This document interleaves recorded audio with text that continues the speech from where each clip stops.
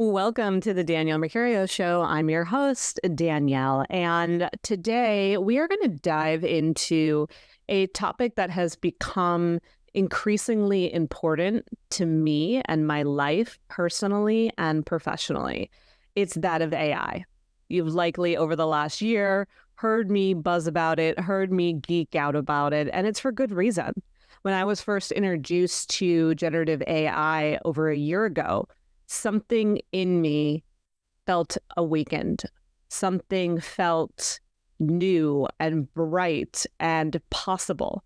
It felt like I was being shown strategies and technology that worked with my creative spirit, my zone of genius, and also helped me in the areas where I may not do so great when it comes to time management or what feel like repetitive tasks.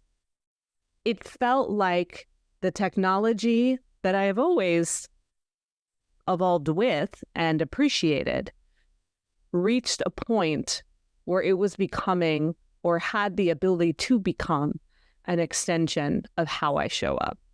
So with that, I was excited. I was ready to go. I was like, let's do this. And I started to explore the tools, LLMs, ChatGPT, Midjourney, DALL-E, podcasting tools, whatever. I was just diving into all of it. And then what I started to realize, the more that I use these tools in my everyday life, the more I realized that they had a bigger essence or persona than that of tools I've used before. We've never had the kind of conversations that we've had around AI with some of the other tools that were leading up to it. Of course, we have talked about the harmful nature of social media, of the internet, where the web has kind of failed us and where it has trapped us in a lot of ways. No longer do we really have 9-to-5s anymore. No longer do we feel like we can be completely off. Like we have to make a real conscious choice to be off our phone, to set boundaries, to speak to your work and be like, hey, this is what I have the bandwidth for, right? I feel like the internet, email, whatnot kind of made us more bound to work, to being connected online, and really took away some of our livelihood and our well-being with each other offline, whether that's spending time curled up with a book, going on a hike, making space for cooking dinner with your family, taking true vacations, being able to invest and explore hobbies like painting, sports, whatever it may be. A lot of that shifted. And what I realized, though, with AI, it could possibly be the antidote for that. It could be the thing that automates what kind of trapped us over the last couple decades. And with that, though, it's not so simple because AI has turned into something that has a lot of fear, a lot of concern, a lot of anxiousness around. And so I want to unpack that. And I want to explore, is it possible for us to move beyond the fear that AI is evoking and find a harmonious balance, a sweet spot for us to be able to utilize it, to be mindful of it, and to hopefully evolve it with us in a way where we can all work together and really maximize the benefits of what's possible.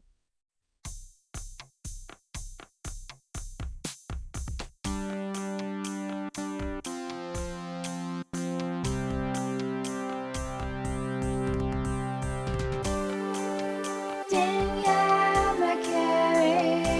It's time for the show. Danielle, welcome to the show. Danielle Mercurio.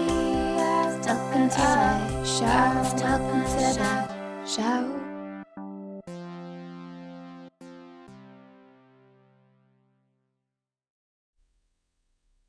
All right. So, again, the nature of this episode is to explore, can AI be a positive resource, or is it just destined to be this fear-based thing forever?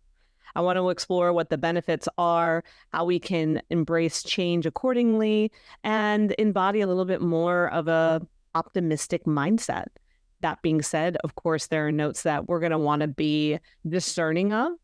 And while we navigate all of this, we'll be playing into historical patterns with technology and how we moved past it as a society. I'll also be bringing in the astrological influences as well, as I think that also has a meaningful space in all of this for us.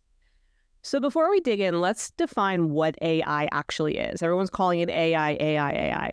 I was on a hike with my brother the other night, and I was sharing with him more about my work and what I'm doing. And he was just like, can I ask what might be perceived as a dumb question? And to that, my response is always, there is never a dumb question. Questions come from a space of inquiry, a space from curiosity. And so we need to honor that as such. So I said, ask your question. He goes, why does it feel like AI just came out of nowhere? I don't get it. Why is it that all of a sudden everybody's using AI in their terminology?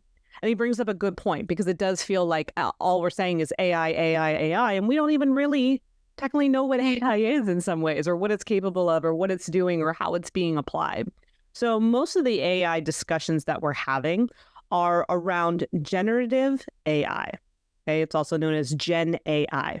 Okay, so generative artificial intelligence, AI, also known as Gen AI.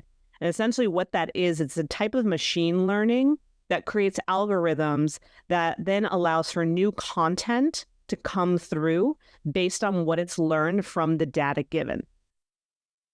So from that, the content could be text, photos, images, videos, audio, codes, simulations, movies, you name it.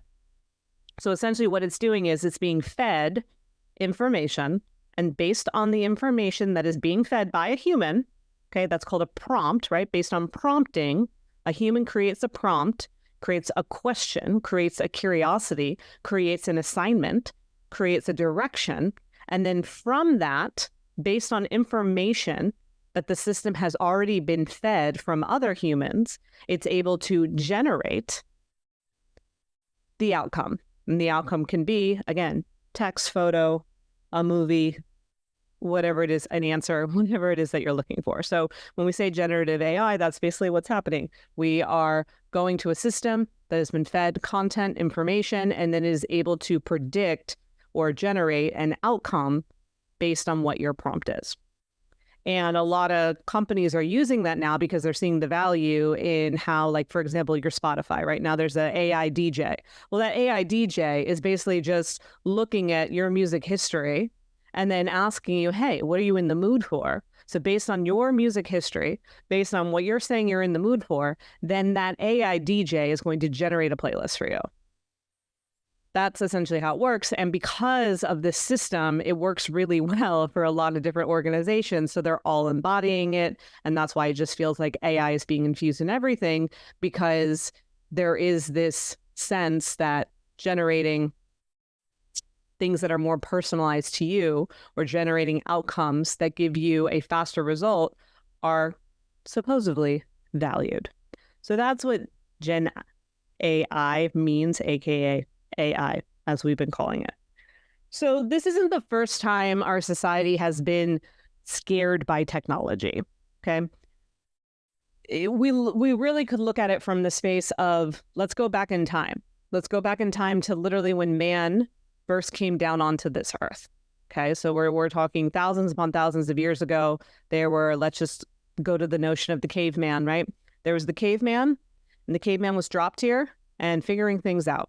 And that's really, at the core, what humans are here to do. As humans, we're here to survive. We're here to thrive. And within the survival, within the hope of thriving, what we're doing is we're expanding. And as we expand, we're growing our consciousness individually and collectively. That's really what the framework is. Basically, you drop down here in a human body. The goal is to survive within your lifespan. And then from that space, the hope is that you're able to, catch a bone here and there, and expand, connect dots, become smarter, learn, evolve, which then feeds into your consciousness, and then it also feeds into our collective consciousness. So that's the goal, no matter what. Ever since the dawning of humanity, we have been pretty much sent here to survive, solve problems, expand. So if that's the case, we can go back to this dude in the cave or woman in the cave, being in the cave, that was like, all right, we're making do over here, but it's a lot of work keeping the village, the tribe, the community alive. I'm having trouble catching prey. I'm having trouble doing day-to-day tasks, building fire, whatever it may be. We need more tools. We need more resources. And then one day, one being is able to whittle down something so that it has a sharp point. Okay. A tool was just created with a sharp point. That sharp point could be a knife, it could be a spear, it could be a way to catch prey, a way to do different tasks within your everyday life as it makes sense to that existence. Okay. So the person made this pointed object that is sharp and presents it to the tribe, presents it to the community, to the village. And it's like, look what I made. Look at this tool that's going to be able to kill prey. It's going to be able to help us cook. It's going to be able to help us make clothing. It's going to be able to help us build a fire. And some people were cheering and like, oh my gosh, this is the best invention ever. I'm so glad you came up with a solution to help us grow and to make things faster. No longer do I have to run to try to catch my prey. I can literally use this. Once upon a time, someone then was like, hey, what if we made it fly? Insert bow and arrow, right? But regardless, we have a bunch of people that are like, oh my gosh, this is so great. It's going to give us more time. It's going to give us our life back. It's going to make things easier. We love this tool. And then some other people in the back kind of raise their hand. They're like, okay, I see you in this. But I kind of like the way that things were. We had a system. It was good. And look, what if this tool gets in the wrong hands and we use it to kill each other? What if I'm no longer needed because now this tool is replacing the job that I used to do by hand? I don't know if I'm on board with this. That likely was something that happened. And I share that example to share how we haven't really changed that much. If that was going on back in the day when the sharp object was created, we can see how it's still going on now with AI. And pretty much anyone that's listening, you can understand the benefits of a sharp object, how you might use it in your everyday life, how you might use knives, scissors, I was going to say a sword, but maybe a sword, a saw, whatever it might be, to allow your life to be easier. And if all of a sudden all sharp objects were taken away because people are like, hey, it's not safe, everything has to be blunt, you probably would be annoyed and it would make your life a little bit more trickier to navigate. Or maybe even in secret, you would just create your own sharp objects because you're just like, I know it's better. Okay. So as a society, as humans, there's always going to be that part of us that is going to see the pros and cons of things. And there's going to be some people that tend to value the pros more and other people that tend to lean on the cons. There's no right or wrong. There's just really a need for it to be awareness that we can utilize. So let's go to another time period where there was a big change, especially when it came to machinery. And that would be the Industrial Revolution. So that happened in the late 18th century. And what's so interesting about that from an astrological perspective was, so basically, you know, we signed the Declaration of Independence. We're a country. This is for anyone that's in the United States. Yay, yay, yay. Rah, rah, rah. After we did that, Pluto, which is our planet of change, transformation, taking big leaps of faith. And when I say change, like generational change here, okay? This is like, whoa, big leagues kind of change. Pluto, during the Industrial Revolution, moved into Aquarius, and it hung out there for about 20 years, give or take. Pluto has not been back in Aquarius until this year. So it's kind of interesting that we are now mirroring astrologically some of the things that evoked the Industrial Revolution with what we are birthing now with the age of AI. So the Industrial Revolution, it brought in changes in manufacturing, agriculture, transportation.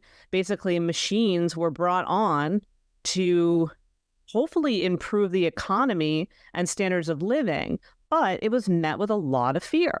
Many people were like, oh my gosh, I'm going to be replaced by machines. I'm going to not be able to do what it is that I've done. And there were protests around it. There were literally people destroying these machines, burning them down, knocking them over because they really believed this is going to threaten my well-being and my livelihood. However, even though there were those initial fears and those protests, the Industrial Revolution just kept doing its thing. And then eventually, as things do, it recalibrated in such a way that it led to new jobs, new industries, new economic opportunities. It allowed for advancements in innovation and technology that eventually shaped modern society as we know it.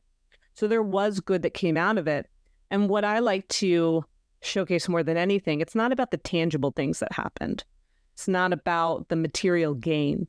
It's about our ability to be adaptable and recognize that once again, no matter what, you came here to survive, solve problems, and thrive. That is part of the framework. We have to keep moving. There's an evolution that's at play. And if you deny that, you deny part of how this existence is supposed to go. And I know in the case of AI, you could be like, well, what if it's a simulation? What if it's robots? What if it's aliens? What if it's evil? What if it's this? Yeah.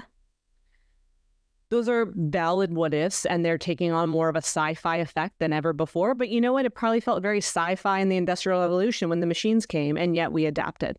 We made it work. It brought us to where we are now. Once again, there's always going to be cons of change, but there's going to be pros as well. And this is an example of that. Another in our more recent time at the late 20th century was the internet boom. Okay, so that was it. The internet boom, the rise of the internet was a huge leap for us. Okay, we all remember the dial-up. I was just trying to do it. You've got mail.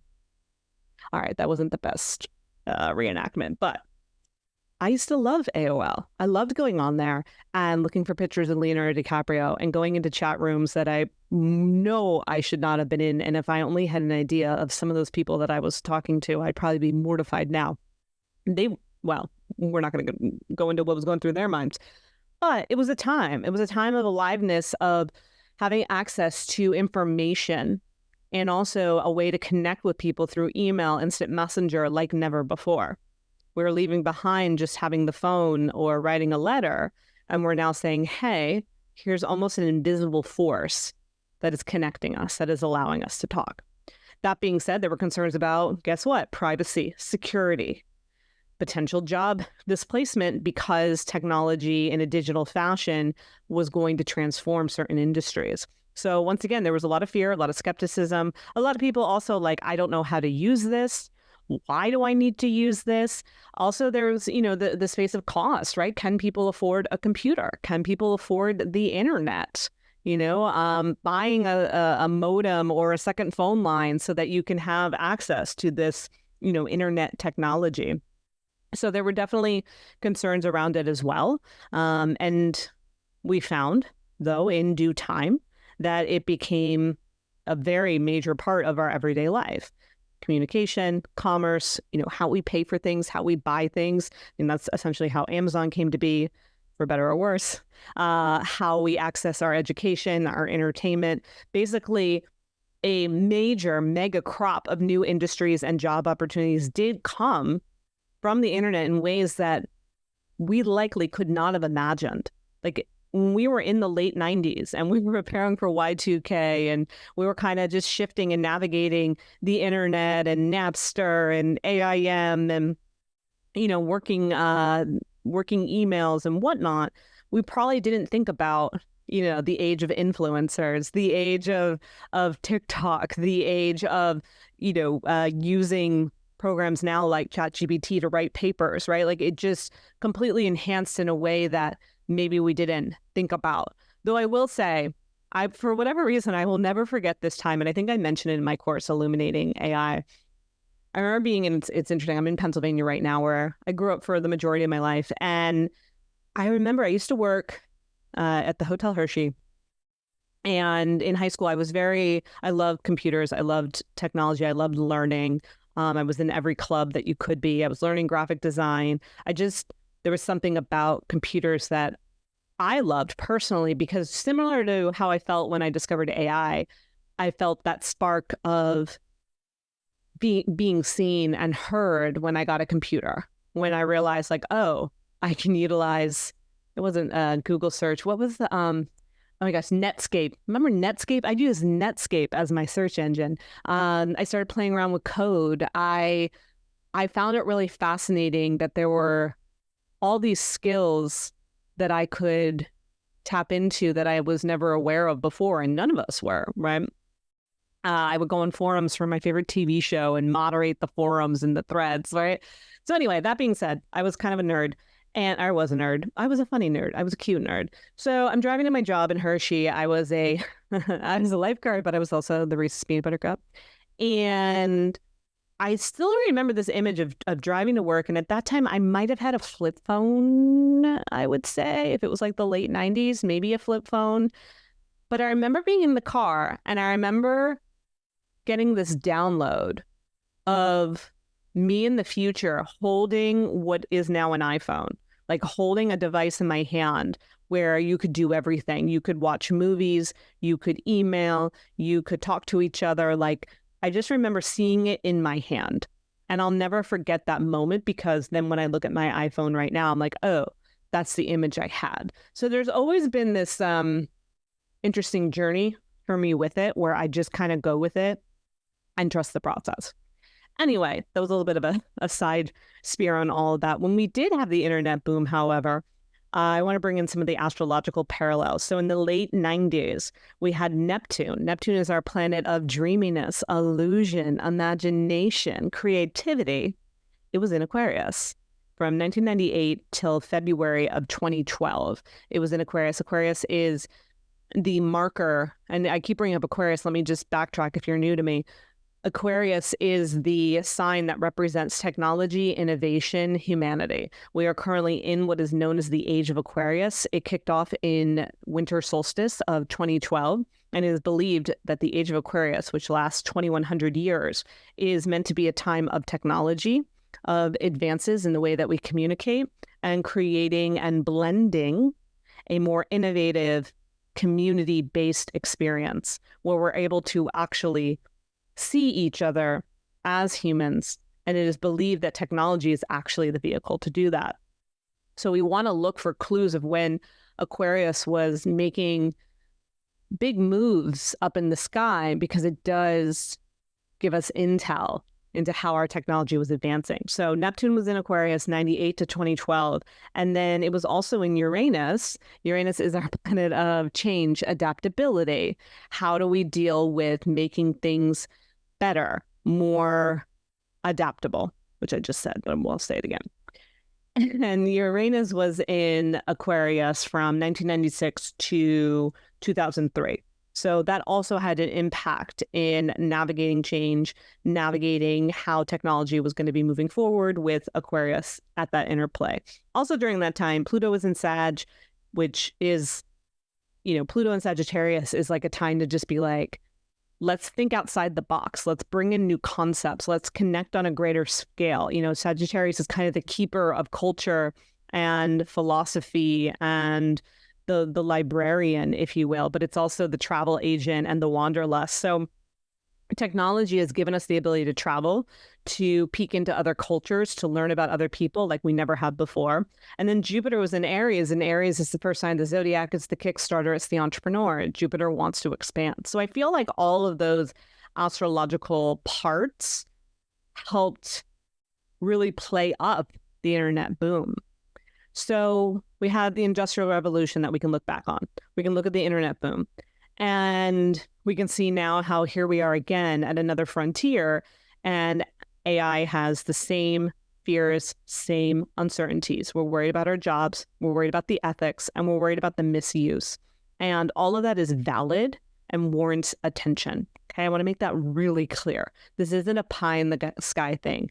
We need to be wary of how this is moving forward, but we also don't need to be pessimistic and fear it. It is moving forward, whether you want it to or not. So how do we create a bridge of where we might have concerns, where there might be misuse, but then we're also able to look at potential and positivity with all of this and look at the new opportunities that could arise. Okay. So there's all of that. And then there's the piece of, okay, let's go to where we are today.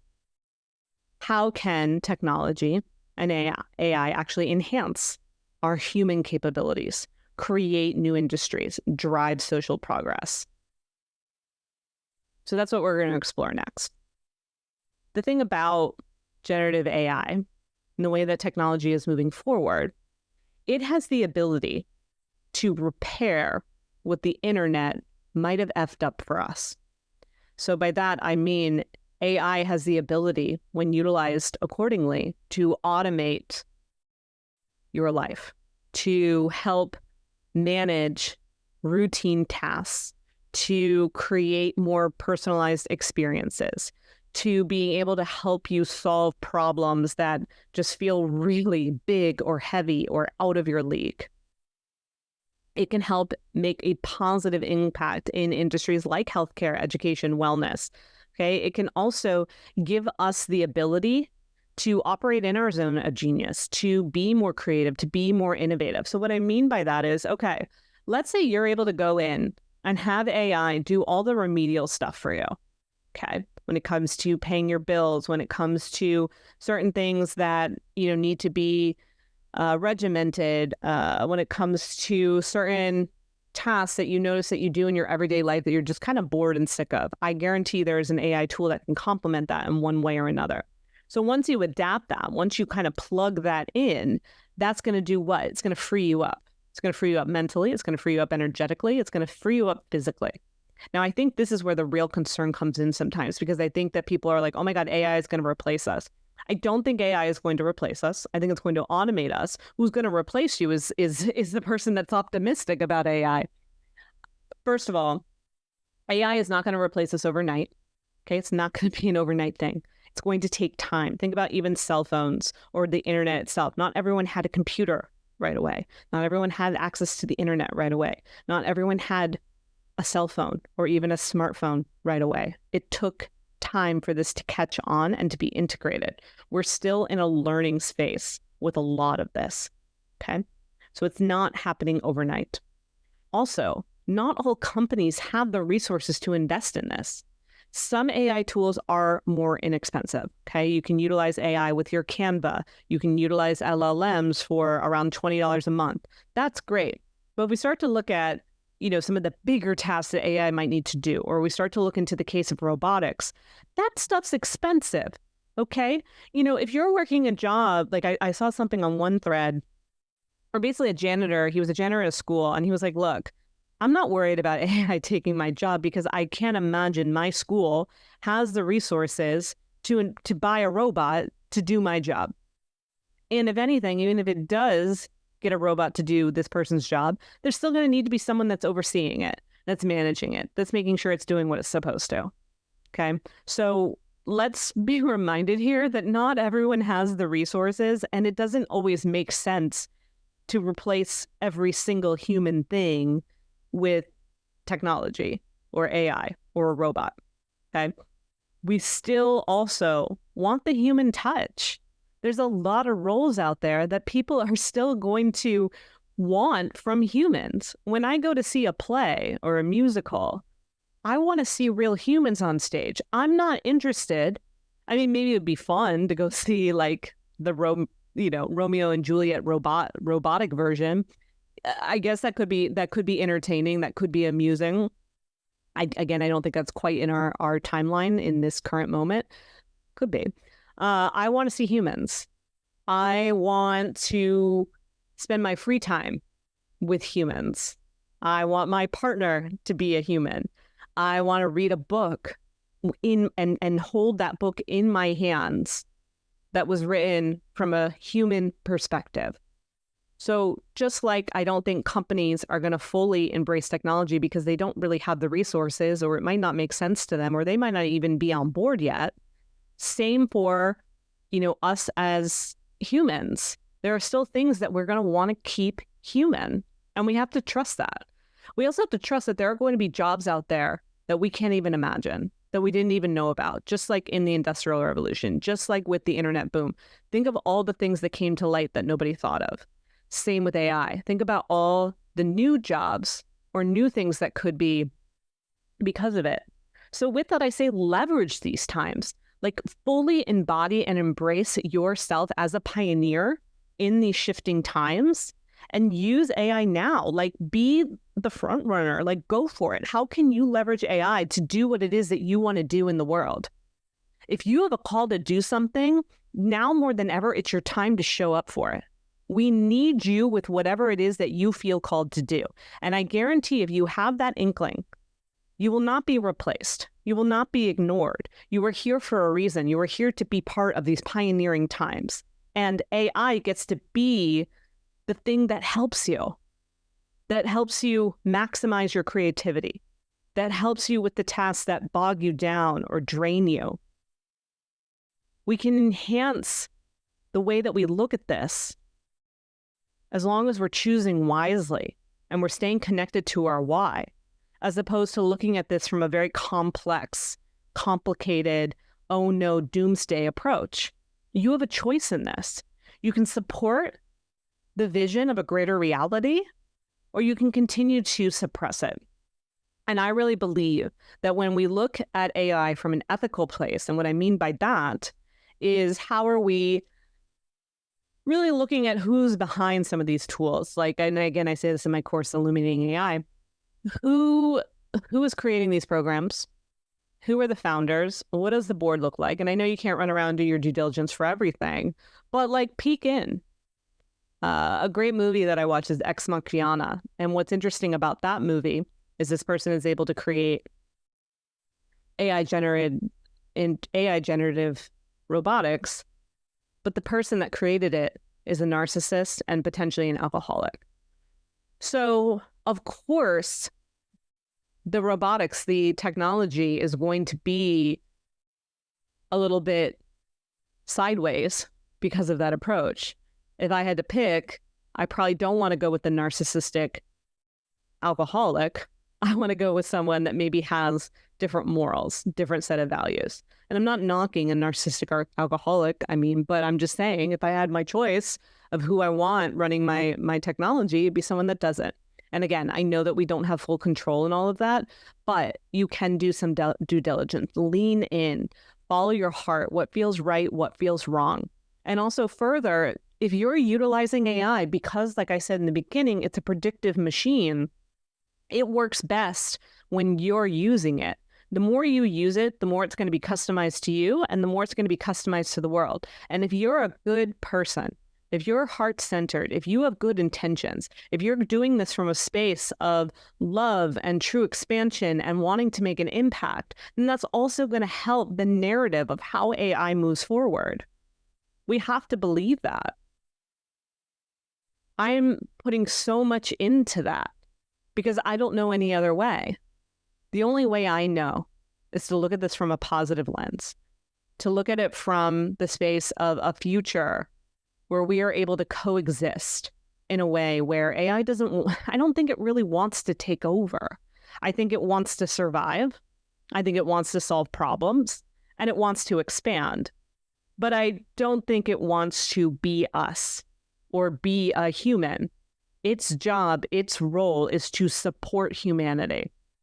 And we have to make sure that AI is consistently put into good hands to be able to do that. And you, my love, are part of that. You're part of the framework of who we want utilizing these things and these resources. But you have to be open. And you have to be open to the fact that, like, okay, I think another fear that we have that I kind of sidetracked from around, okay, the fear is it's going to replace us. Oh, no, I really don't. Yeah, it might replace some jobs, but then it's going to rearrange and create new jobs. I mean, honestly, as someone that used to be an executive assistant, your job's not getting replaced because you're still going to have to oversee so much. You're going to have to execute so much. But like, honestly, the CEO, the CTO, the CFO, they should be a little bit more nervous because Their job is to manage certain things, but from my perspective of my work as an admin, like I have a feeling that someone in a C-suite role could, I think some of those roles could be minimized. They could be minimized, and I think the task could be stretched out a little bit more based on how AI is being utilized. That's just a little theory I have. But again, we don't know. We don't know. So you just do the best with what you have, and then also enjoy the process of how it could help you and how it could assist you and how it could alleviate problems you have, and how you can be the co-pilot with this to create a healthier work style. And then you get to bring it, and this is where, again, I think the real fear is, into what you really want to do. And I think that's the thing. I think we all want freedom, and I think it also scares us. I believe, especially based on I have over a decade of coaching under my belt, we fear the things we want the most. So isn't it interesting that we're fearing AI? If we fear the things that we want the most, if we're more likely to sabotage success, then isn't it interesting that here we are fearing AI? Isn't it interesting that we are knocking the thing that actually could bring you success? Interesting, right? Because if AI does, in fact, automate and make your life easier and give you more space and ability to go forth with the things you feel called to do, are you ready for that? Can you handle freedom? Can you handle what it means to actually be creative in the way that you want? And further, we're going to look at it from the space of it's going to change dynamics. Okay, what happens when you're getting off work now at 5 o'clock and you're going back to your family? Before you were staying till 8 o'clock. That's going to change some things. That's going to change some dynamics. You might find that, oh, actually, I don't know if I like being part of this family. Or on the flip side, wow, how amazing that I get to have this space dedicated and devoted to my family.